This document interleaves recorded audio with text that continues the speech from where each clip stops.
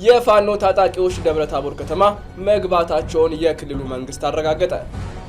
የአፍሪካ ህብረት የመሪዎች ጉባኤና የጂኦፖለቲካዊ ማዕበል መጻኢ ዕድል ከርዕሰ ጉዳይ ባሻገር ያለው እውነታ ሰፊ መሆኑ ተመላከተ። የቴህራንና የዋሽንግተን የዲፕሎማሲ ቁማር በቀይ መስመሮችና በከፍተኛ ጫና መካከል የተወጠረው የመካከለኛው ምስራቅ ዕጣ ፋንታን የሚወስን ነው ተባለ።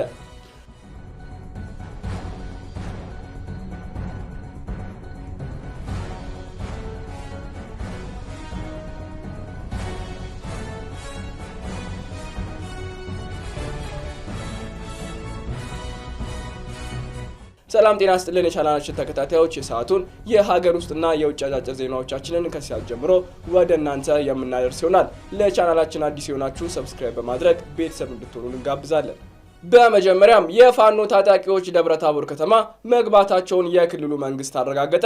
የአማራ ክልል ሰላምና ጸጥታ ቢሮ ባወጣው መግለጫ የፋኖን ታጣቂ ኃይል ተላላኪ ጽንፈኛ ሲል በመግለጽ እየተቀጠቀጠ ነው ሲል ጽፏል። ደቡብ ጎንደር ዞን በቂ የጸጥታ መዋቅር ያልነበረባቸውን ወረዳዎች የህዝብ ተቋማት እያወደመ ፎቶ እየተነሳ ሲሸልልና ሲፎክር የሰነበተውን ጽንፈኛ ኃይል ደብረ ታቦር ከተማ ላይ ተመሳሳይ ድርጊት ለመፈጸም ዘው ብሎ ገብቶ ሞጫቶ ከዛው እንደ ቅቤ ቀልጦ ቀርቷል ነው ያለው።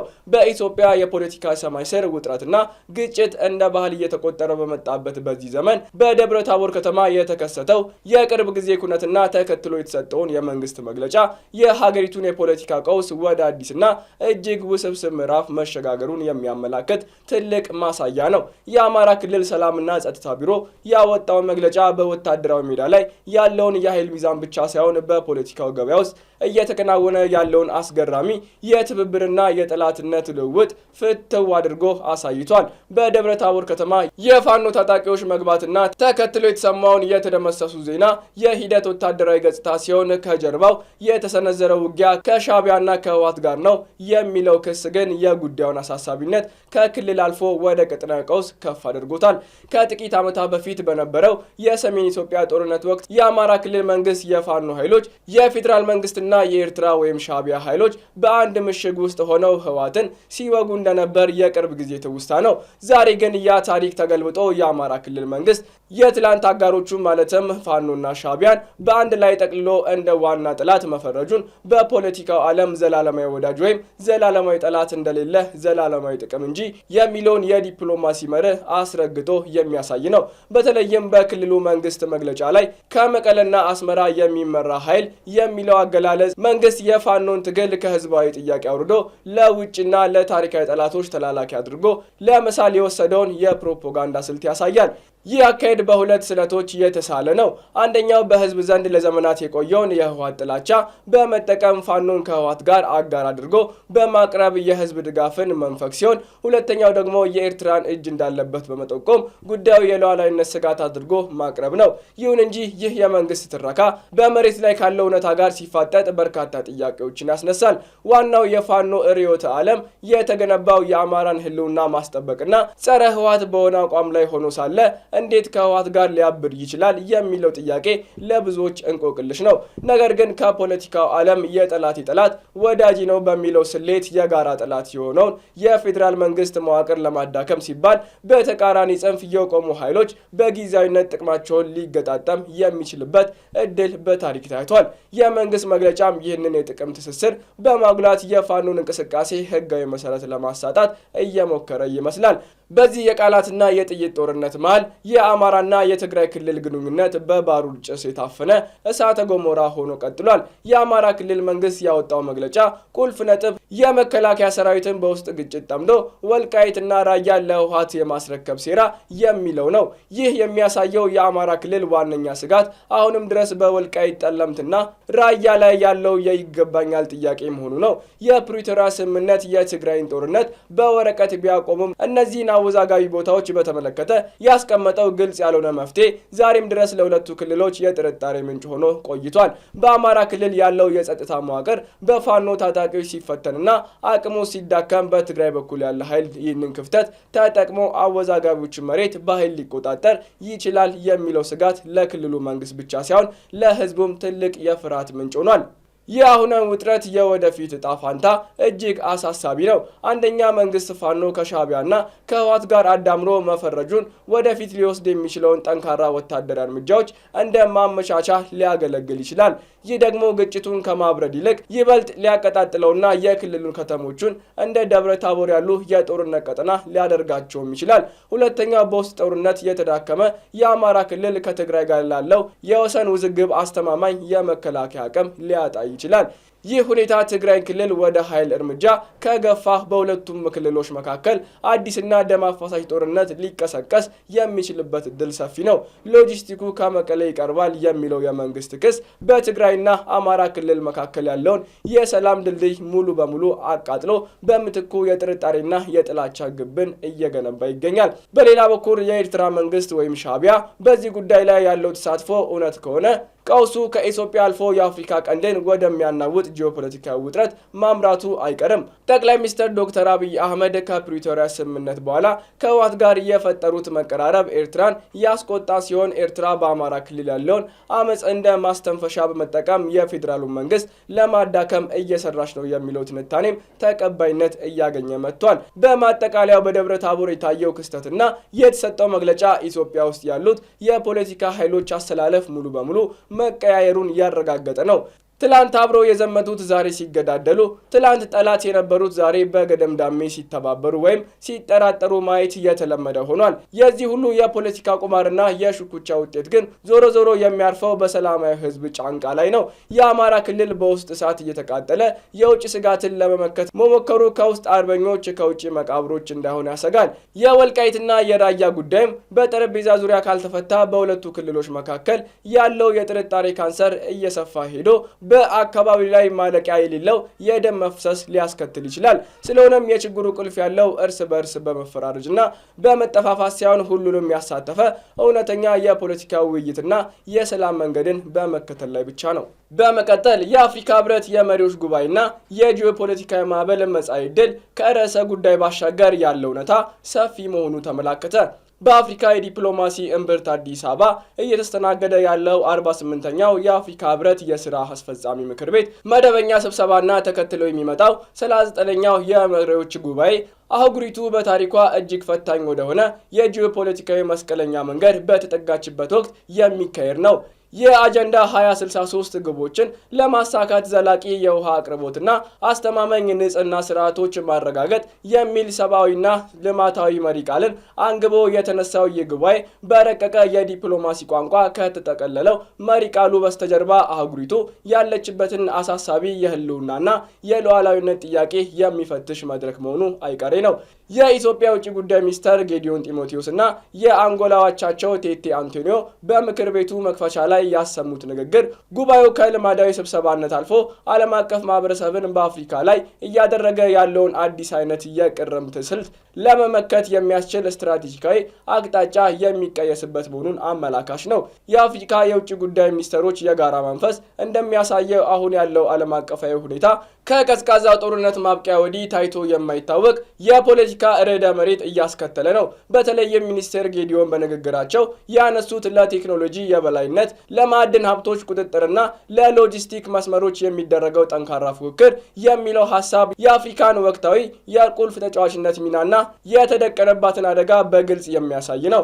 ዓለም ወደ አዲስ የዲጂታልና የኢነርጂ ሽግግር በምታደርገው ጉዞ ለአረንጓዴ ኃይል ወሳኝ የሆኑት ማዕድናት በብዛት የሚገኙባት አፍሪካ የምዕራብና የምስራቁ ዓለም ኃይል ሚዛን መለኪያ ወደ መሆን ተሸጋግራለች። ይህ ሁኔታ ለአህጉሪቱ የኢኮኖሚ እድገት እድል የሚፈጥር ቢመስልም ሚኒስትሩ እንዳመላከቱ ጠንካራ ተቋማዊ አንድነትና የጋራ አቋም ከሌለ አፍሪካ ዳግም የሀያላን ሀገራት የውክልና ጦርነት ወይም ፕሮክሲ ዋር ሜዳ ከመሆኗ አትድንም። በተለይም በቀይ ባህርና በህንድ ውቅያኖስ የባህር ንግድ መስመሮች ወይም ሎጂስቲክ ላይ የሚደረገው ፉክክር የአፍሪካን ቀንድ ሀገራት ሰላም በቀጥታ የሚፈታተን መሆኑ አህጉራዊ ድርጅት ወደ ላቀ የጸጥታ ምልከታ እንዲገባ ያስገድደዋል። ከውጪ ከሚመጣው ጫና ባልተናነሰ አህጉሪቱ በውስጣዊ የፖለቲካ ቀውስና ህገ መንግስታዊ ባልሆኑ የመንግስት ለውጦች ወይም ኮፕስ እየታመሰች መሆኑ ለጉባኤው ትልቅ የቤት ስራም ነው። በምዕራብ አፍሪካና በሳህል ቀጠና የታዩት ተደጋጋሚ የመፈንቅለ መንግስት ሙከራዎችና የተሳኩ ለውጦች የአፍሪካ ህብረት የሰላምና ጸጥታ መዋቅር አቅምን ውስንነት ያጋለጡ ክስተቶች ናቸው።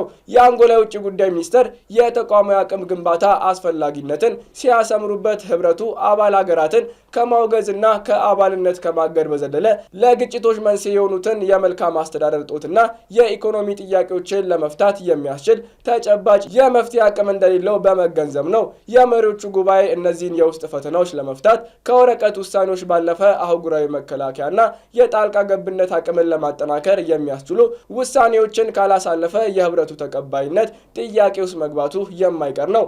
በሌላ በኩል ጉባኤው የውሃና የሳኒቴሽን ጉዳይ እንደ መሪ ቃል መምረጡ ምንም እንኳን ለስላሳ ዲፕሎማሲ ቢመስልም ከወቅታዊ የአፍሪካ የውሃ ፖለቲካ ጋር ሲታይ እጅግ ስትራቴጂካዊ ፋይዳ አለው።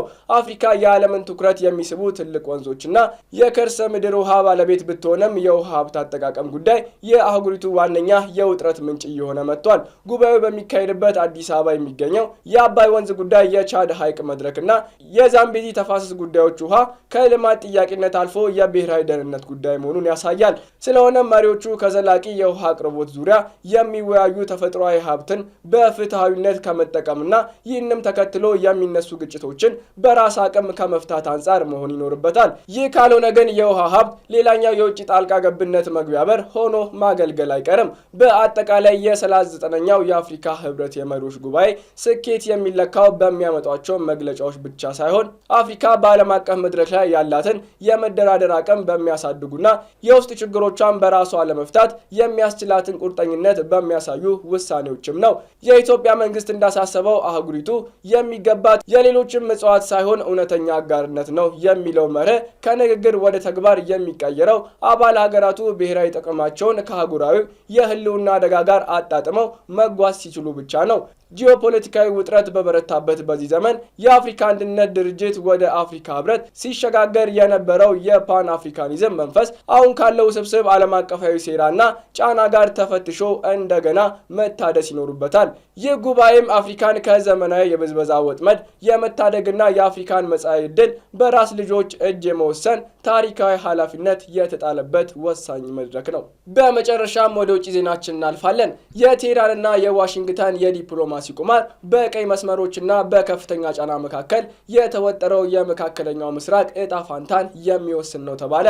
በቴህራን አደባባዮች ላይ የእስላማዊ አብዮት 47ኛ ዓመት ሲከበር የድል አድራጊነት ዝማሬ ውስጥ ከፍተኛ የሆነ የፖለቲካ ውጥረትና የሉዓላዊነት ስጋት ተደብቆ ይደመጣል። የኢራኑ ፕሬዝዳንት ማሱድ ፔዜክሻን ለህዝባቸው ያደረጉት ንግግር በአንድ በኩል የአብዮቱን መንፈስ የማደስ በሌላ በኩል ደግሞ ከሀያሉ አሜሪካ ጋር ለሚደረገው ወሳኝ ድርድር ሀገራቸውን የማዘጋጀት ከባድ ኃላፊነት የተሸከመ ነበር። ፕሬዝዳንቱ ሀገራችን ኢራን የትኛውንም አይነት ከልክ ያለፈ ጥያቄን አትቀበልም ሲሉ ያሰሙት ማስጠንቀቂያ በቀጣይ የድርድር ጠረጴዛ ላይ የሚቀርበው አጀንዳ የኒውክሌር ጉዳይ ብቻ ሳይሆን የኢራን የብሔራዊ ክብርና የመኖር ህልውና ጉዳይ መሆኑን የሚያመላክት ነው። ይህ የፔዜክሻን ንግግር በዘፈቀደ የተነገረ ሳይሆን በጂኦፖለቲካዊ ስሌት የተሞላና ለዋሽንግተን የተላከ ግልጽ መልእክት ነው። ኢራን ከዩናይትድ ስቴትስ ጋር ለምታደርገው ሁለተኛ ዙር ድርድር እየተሰናዳች ባለችበት በዚህ ወቅት የአሜሪካና የእስራኤል ጥምረት በቴህራን ላይ የሚያሳድረው ጫና ከመቼውም ጊዜ በላይ አይሏል። በተለይም የእስራኤሉ ጠቅላይ ሚኒስትር ቤንያሚን ኔታንያሁ ዋሽንግተንን መርገጣቸውና ከፕሬዝዳንት ትራምፕ ጋር የሚያደርጉት ምክክር ለኢራን ዲፕሎማቶች የድርድሩን ሜዳ እጅግ ፈታኝ አድርጎታል። ኔታንያሁ ወደ ዋሽንግተን የገቡት ባዶ እጃቸውን ሳይሆን ኢራንን በኒውክሌር ቴክኖሎጂ ብቻ ሳይሆን በፖለቲካዊ ተጽዕኖም እንድትሽመደመድ የሚያደርግ ጥብቅ ቅድመ ሁኔታን በኪሳቸውም ይዘው ነው። የኢራን እስላማዊ ሪፐብሊክ የኒውክሌር መርሃ ግብሯ ለሰላማዊ አገልግሎት ብቻ መሆኑን ደጋግማ ብትገልጽም የምዕራባውያንና የእስራኤል ስጋት ግን ከዚህ ይልቅ የኢራን የረጅም ርቀት ሚሳኤሎች አቅምና በቀጠናው ያላት ወታደራዊ ክንድ ላይ ያነጣጠረ ነው። የኢራን ጠቅላይ መሪ አያቶላ አሊ ካሚኒ አማካሪ የሆኑት አሊ ሻምሃኒ የኢራን የሚሳኤል ግንባታ ተቋማት ለድርድር የማይቀርቡ ቀይ መስመሮች ናቸው ሲሉ የሰጡት መግለጫ የቴህራንን የመጨረሻ የመከላከል አቋም ያሳያል። ኢራን የኒውክሌር ፕሮግራሟን ግልጽነት ለማሳየት ፈቃደኛ ልትሆን ትችላለች፣ ነገር ግን የመከላከያ አቅሟንና በቀጠናው ያላትን ወታደራዊ የበላይነት አሳልፋ መስጠት ማለት ለእስራኤልና ለአሜሪካ ጥቃት መጋለጥ እንደሆነ ታምናለች። ይህ ደግሞ ለድርድሩ ስኬት ትልቁ እንቅፋት ነው። በሌላ በኩል የዋሽንግተን የፖለቲካ ነፋስ ለኢራን ምቹ አይደለም። የፕሬዝዳንት ትራምፕ አስተዳደር ከዚህ ቀደም የነበረውን የከፍተኛ ጫና ፖሊሲ እንደገና ለማንሰራራት ፍላጎት እንዳለው ከኔታንያሁ ጉብኝት መረዳት ይቻላል። ኔታንያሁ ትራምፕን የሚጠይቁት ሁለት ዋና ጉዳዮች ነው። አንደኛው የኢራን የኒውክሌር ጉዞ ሙሉ በሙሉ እንዲታገድ፣ ሁለተኛውና ምናልባትም ይበልጥ ውስብስብ ጉዳይ ኢራን ለሐማስና ለሄዝቦላ የምታደርገውን ድጋፍ እንድታቋርጥ ማስገደድ ነው። ይህ ጥያቄ ለኢራን ከልክ ያለፈ የሚባልበት ምክንያት ቴህራን እነዚህን ታጣቂ ቡድኖች እንደ የውክልና ጦርነት መሳሪያ ብቻ ሳይሆን እስራኤልን ለመከላከል እንደምትጠቀምባቸው ስትራቴጂካዊ የፊት መስመር መከላከያዎች ስለምትቆጥራቸው ነው። የአሁናዊ የቀጠና ውጥረት በድርድር ጠረጴዛ ላይ በሚደረገው የቃላት ልውውጥ ብቻ የተወሰነ አይደለም። የመካከለኛው ምስራቅ ሰማይ በጦርነት ደመና ተሸፍኗል። እስራኤል በጋዛና በሊባኖስ የምታካሄደው ዘመቻ እንዲሁም በኢራን የሚደገፉ ኃይሎች የሚሰጡት ምላሽ የሁለተኛውን ዙር ድርድር ውጤት ወሳኝ ያደርገዋል። ፕሬዝዳንት ፔዜሽኪያን በአብዮቱ በዓል ላይ የሰጡት ጠንካራ መግለጫ ለውስጥ ፍጆታ ብቻ ሳይሆን ኢራን በውጫዊ ጫና ተንበርክካ ሉዓላዊነቷን አሳልፋ እንደማትሰጥ ለዓለም ለማሳወቅ ነው። ነገር ግን ከትራምፕና ከኔታንያሁ የሚመጣው ጥምር ጫና ፔዜሽኪያን የያዙትን የዲፕሎማሲ ካርድ በጥንቃቄ እንዲመዙ ያስገድዳቸዋል። የአሜሪካ ጣልቃ ገብነት በዚህ ሂደት ውስጥ እንደ ዳኛ ሳይሆን እንደ ዋና ተዋናይ የሚታይበት ሁኔታ ተፈጥሯል። ዋሽንግተን የኢራንን ኢኮኖሚ አንቆ የያዘውን ማዕቀብ እንደ መደራደሪያ ካርድ በመጠቀም ቴህራን በስትራቴጂካዊ ጉዳይ ላይ እንድትለሳለስ ትፈልጋለች። ይሁን እንጂ ኢራን ባለፉት 47 ዓመታት በማዕቀብ ውስጥ የኖረች ሀገር እንደመሆኗ ለኢኮኖሚ ጥቅም ብላ የደህንነት ዋስትናን ማለትም የሚሳኤል ፕሮግራሟንና የክልላዊ ድጋፏን አሳልፋ ትሰጣለች ብሎ ማሰብ የዋህነት ሊሆን ይችላል። ሻማኒ እንዳሉት እነዚህ ጉዳዮች ቀይ መስመሮች ከሆኑ ድርድሩ ወደ አጣብቂኝ ውስጥ መግባቱ አይቀርም። በመጨረሻም ይህ ዲፕሎማሲያዊ ትግል የሚያሳየው ነገር ቢሆን መካከለኛው ምስራቅ በአዲስ የኃይል ሚዛን ሽግግር ላይ መሆኗን ነው። የኢራኑ ፕሬዝዳንት ከልክ ያለፈ ጥያቄን አንቀበልም ሲሉ የአሜሪካንና የእስራኤልን የበላይነት የሚገዳደር ብሎም የአካባቢውን ጂኦፖለቲካዊ ቅርጽ እንደገና ለመለወጥ የሚጥር የረጅም ጊዜ ስትራቴጂ አካል ነው። ሁለተኛው ዙር ድርድር ስኬታማ ከሆነ በቀጠናው የተወሰነ መረጋጋት ሊፈጠር ይችላል። ነገር ግን ወድቆ ወደ ግጭት ከተቀየረ ውጤቱ ለኢራን ብቻ ሳይሆን ለመላው ዓለም የኢነርጂ ዋስትናና ሰላም አደገኛ ሊሆን ይችላል። አሁን ያለው ሁኔታ በአንድ በኩል ዲፕሎማሲያዊ ተስፋ፣ በሌላ በኩል ደግሞ የማይታረቁ ፍላጎት ግጭት የፈጠሩት ፍጻሜው ያልታወቀ የታሪክ ምዕራፍ ነው። ቴህራን፣ ዋሽንግተንና ቴል አቪቭ በዚህ የጠበበ ገመድ ላይ ሲራመዱ ትንሽ ስህተት ትልቅ ዋጋ እንደሚያስከፍልም ሁሉ ተረድተዋል። ነገር ግን የፔዜሽኪያን ንግግር የመከላከል ብቻ ሳይሆን የመጪውን ጊዜ አቅጣጫ የሚጠቁም የፖለቲካ ኮምፓስ ነው። ክቡራን የቻናላችን ቤተሰቦች ለሰዓቱ ያሰናዳናቸው የሀገር ውስጥና የውጭ ዜናዎቻችን ይህን ይመስሉ ነበር። ስለተከታተላችሁን እያመሰገንን ለቻናላችን አዲስ የሆናችሁ ሰብስክራይብ በማድረግ ቤተሰብ እንድትሆኑ እንጋብዛለን።